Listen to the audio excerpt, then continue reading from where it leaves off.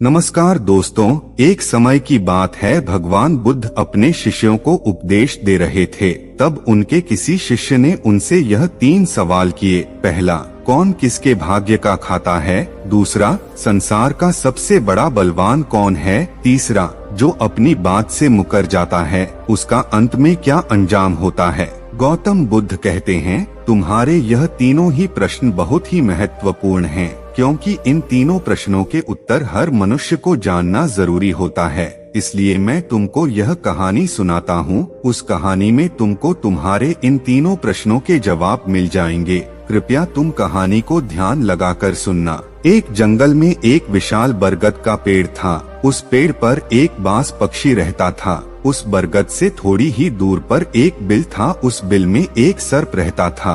फिर एक दिन जैसे ही सर्प बिल से बाहर निकलने लगा तो उस सर्प को वह बाज पक्षी देख रहा था। जब सर्प बिल से बाहर निकलने लगा तो उसी समय बाज सर्प पर झपटा, परंतु सर्प अपने बिल से अधिक बाहर नहीं निकला था, इसलिए वह वापस बिल में चला गया। फिर थोड़ी देर बाद सर्प ने अपना मुंह बिल से बाहर निकाला और देखने लगा कि बाज पक्षी यहीं पर है या कहीं चला गया। फिर वह बाज पक्षी दोबारा उस सर्प पर झपटा, परंतु वह फिर से वापस अपने बिल के अंदर छुप गया। जैसे ही सर्प अपने बिल से बाहर निकलने का प्रयास करता तो बाज उस पर हमला करता और उसे उठाकर ले जाने की कोशिश करता। बाज मन में सोच रहा था कि जब भी तू बाहर निकलेगा तो मैं तुझे अपना भोजन बना लूंगा, और सर्प उस बाज के डर से बिल में छुपा रहता। जब सर्प को उस बिल में रहते हुए काफी समय हो जाता है तो सर्प मन में विचार करने लगता है कि यदि राजा विक्रम कहीं से आ जाएं, तो वह दूसरों के कष्टों का हरण करते हैं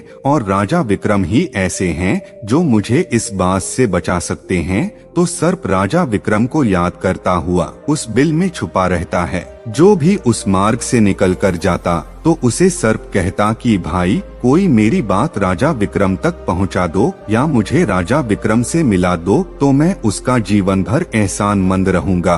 फिर एक दिन राजा विक्रम, जो दूसरों के दुखों को दूर करते थे, वह जंगल में जा रहे थे और उसी मार्ग से निकल रहे थे। तभी सर्प को पता चला कि रास्ते से कोई जा रहा है, तो वह सर्प बिल के अंदर से ही कहने लगा, भाई, कोई मुझे राजा विक्रम से मिला दे तो मैं उसका जीवन भर एहसानमंद रहूंगा। यह बात जब राजा विक्रम ने सुनी तो राजा विक्रम कहने लगे, क्यों भाई, आपको राजा विक्रम से क्या काम है? तो सर्प कहने लगा, देखो भाई, राजा विक्रम दूसरों के दुखों का हरण करते हैं और मैं बहुत दिनों से इसी बिल में पड़ा हुआ हूँ। मैं बहुत दुखी हूँ। यदि मैं इस बिल से बाहर निकलता हूँ तो इस वृक्ष पर एक बाज पक्षी का निवास है। वह बाज मुझ पर उसी समय हमला करता है, इसलिए मैं इस बिल से बाहर नहीं निकलता हूँ और ना ही मुझे कुछ खाने को मिलता है। मैं ऐसे ही इस बिल में पड़ा हुआ हूँ और अपना जीवन व्यतीत कर रहा हूँ।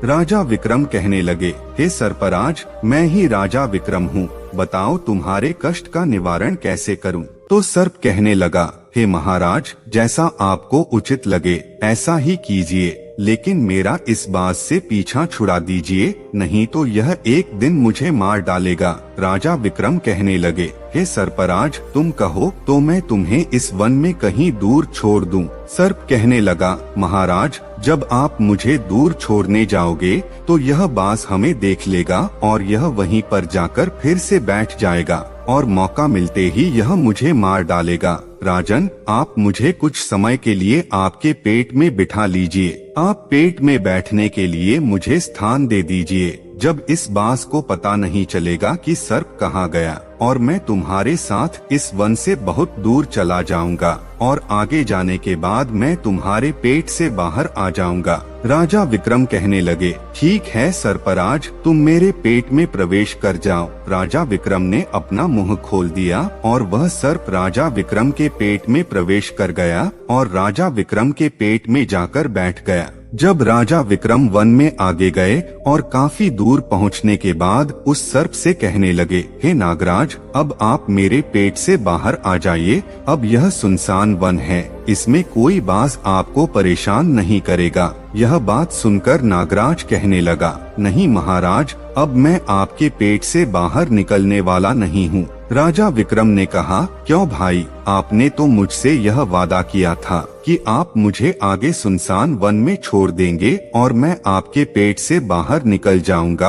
अब क्या हुआ? सुनसान वन आ गया, अब आप बाहर निकलिए। सर्प कहने लगा, देखो महाराज, जैसा रहने का आनंद आपके पेट में है वैसा उस बिल में नहीं मिलता। अब मैं तुम्हारे पेट से कभी बाहर नहीं निकलूंगा। राजा विक्रम मन में सोचने लगे कि यह तो बड़ा ही दुष्ट सर्प है, अब मैं क्या करूं? और उसके जहर के प्रभाव से महाराज विक्रम का पूरे शरीर से कोढ़ फूटने लगा। महाराज विक्रम के शरीर से कोढ़ निकल आया। राजा विक्रम मन में सोचने लगे कि अब मैं यदि राजधानी को वापस जाऊंगा तो यह संभव नहीं है, क्योंकि मैं इस वक्त कोढ़ी हो गया हूँ और मुझे इसी वन में रहकर इस नागराज से भी छुटकारा पाना है। यह सोचकर महाराज विक्रम एक पेड़ के नीचे झोपड़ी बनाकर सो जाते हैं। उनके शरीर से कोढ़ टपकने लगा और बदबू आने लगी, जो कि सर्प का जहर था। सर्प कुंडली मारकर राजा विक्रम के पेट में बैठा हुआ था। राजा विक्रम उस वन में पड़ी हुई कोढ़ की हालत में थे। अब इधर उन्हीं के समय एक प्रसिद्ध जनपद था श्रावस्ती, और श्रावस्ती नगरी के महाराजा थे ताम्रध्वज। महाराज ताम्रध्वज की 3 पुत्रियां थीं और राजा ताम्रध्वज बड़ा अहंकारी और बड़ा ही अभिमानी राजा था। फिर एक दिन उसने अपनी तीनों बेटियों से पूछा, बताओ बेटियों, तुम किसके भाग्य का खाती हो?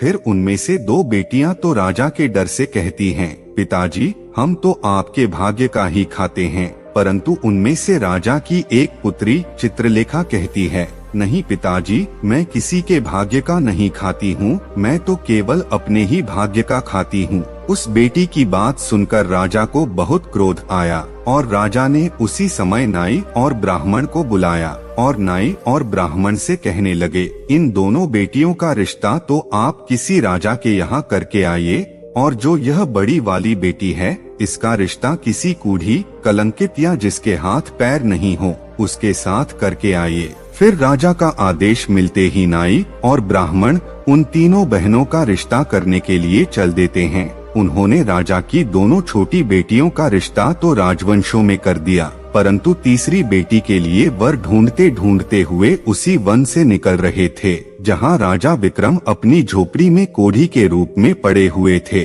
उनके शरीर से कोढ़ बह रहा था तो राजा विक्रम को देखकर नाई और ब्राह्मण आपस में कहने लगे, इससे अच्छा तो कोई व्यक्ति हमें नहीं मिलेगा, इसलिए इसके साथ ही राजा की बेटी का संबंध करके चलते हैं। फिर राजा विक्रम के साथ नाई और ब्राह्मण ने राजा ताम्रध्वज की बेटी चित्रलेखा का विवाह तय कर दिया और राजा ने भी बहुत जल्दी ही चित्रलेखा को उस वन में ले जाकर वहीं उस कोढ़ी राजा विक्रम के साथ उसका विवाह संपन्न कर दिया। राजा विक्रम जैसे महापराक्रमी राजा समय की चपेट में आ गए और एक कोढ़ी का जीवन गुजार रहे थे। वह लड़की बड़ी ही पतिव्रता थी। वह अपने पति राजा विक्रम की सेवा करती थी और वह दोनों छोटी बहनें जो थी वह बड़े बड़े राजाओं के घर में गईं, तो वह तो आराम की जिंदगी जी रही थीं। इस प्रकार समय व्यतीत होता गया और एक दिन महाराज विक्रम अपने पेट में छुपे हुए सर्प को कहने लगे, हे सर्पराज, मैं आपको विनती कर रहा हूँ, आप मेरे पेट से बाहर आ जाइए। आपने जो यह कहा था कि आप मुझसे यह वादा नहीं तोड़ेंगे, आप वादा तोड़ते हुए एक ही बार सोचिए कि मैं महाराज विक्रम हूँ। अगर आपको कुछ चाहिए तो वह मांगिए, लेकिन मेरे पेट से बाहर आ जाइए। अब सर्प कहने लगा, नहीं महाराज, मैं तो आपके पेट से कभी बाहर निकलने वाला नहीं हूँ। इस प्रकार दोनों की आपसी बातें होती जा रही थीं। जब महाराज विक्रम के पेट से आवाजें सुनाई देने लगी तो उनकी पत्नी को भी संदेह होने लगा कि यह आवाजें पेट से क्यों आ रही हैं। फिर वह पूछने लगी, हे देवता, आप मुझे कुछ बताते क्यों नहीं? मैं आपकी धर्म पत्नी हूँ और आपका हर कष्ट जानने का अधिकार भी मुझे है। तब महाराज विक्रम कहने लगे, हे पतिव्रता, तुम्हारे पति के पेट में एक नागराज बैठा हुआ है। मैंने उससे कहा था कि जब इस सुनसान वन में पहुँच जाएं तो मुझे छोड़ दे, लेकिन वह मेरा कहना मानने को तैयार नहीं है, इसलिए मैं बहुत परेशान हूँ। यह सुनकर पत्नी कहने लगी, हे देवता, इस समस्या का समाधान क्या है? फिर विक्रम ने उसे सर्प को बाहर निकालने का उपाय बताया। इसके बाद चित्रलेखा ने वह उपाय किया और उस सर्प को बाहर निकाला। सर्प बाहर निकलते ही अपने वचन से मुकर गया। सर्प कहने लगा, अब मैं तुम्हें जहर देकर तुम्हारा जीवन समाप्त कर दूंगा। चित्रलेखा ने बिना डरे सर्प की ओर देखा और कहा, सर्पराज, आप जो कर सकते हैं करिए, लेकिन मैं अपने पति की सेवा करती रहूंगी। फिर वह सर्प उस पतिव्रता की ओर दौड़ा और चित्रलेखा ने भगवान की प्रार्थना की। तभी एक तेज रोशनी आई और सर्प का जहर बेअसर हो गया। सर्प समझ गया कि यह कोई साधारण स्त्री नहीं बल्कि एक महान पतिव्रता नारी है। उसने अपनी हार मान ली और वहां से चला गया। फिर एक दिन राजा विक्रम की कोढ़ ठीक हो गई और वह फिर से एक पराक्रमी राजा बन गए। गौतम बुद्ध ने कहा, पहला सवाल था कि कौन किसके भाग्य का खाता है। इसका उत्तर यह है कि हर व्यक्ति अपने ही भाग्य का खाता है। दूसरा सवाल था, संसार का सबसे बड़ा बलवान कौन है। इसका उत्तर यह है कि संसार में सबसे बड़ा बलवान है पतिव्रता का धर्म। और तीसरा सवाल था, जो अपनी बात से मुकर जाता है उसका अंत में क्या अंजाम होता है। इसका उत्तर यह है कि उसका अंजाम सर्प की तरह ही होता है, जिसे अंततः हार माननी पड़ती है। सभी शिष्य इस कहानी से बहुत प्रभावित हुए और उन्हें गौतम बुद्ध के उत्तरों का महत्व समझ में आ गया। दोस्तों, गौतम बुद्ध की ऐसी ही प्रेरणादायक कहानी आगे भी देखने के लिए हमारे चैनल को सब्सक्राइब करें और बेल नोटिफिकेशन को ऑल पर सेट करें और वीडियो को एक लाइक करें। धन्यवाद दोस्तों। बुद्धाय नमो नमो।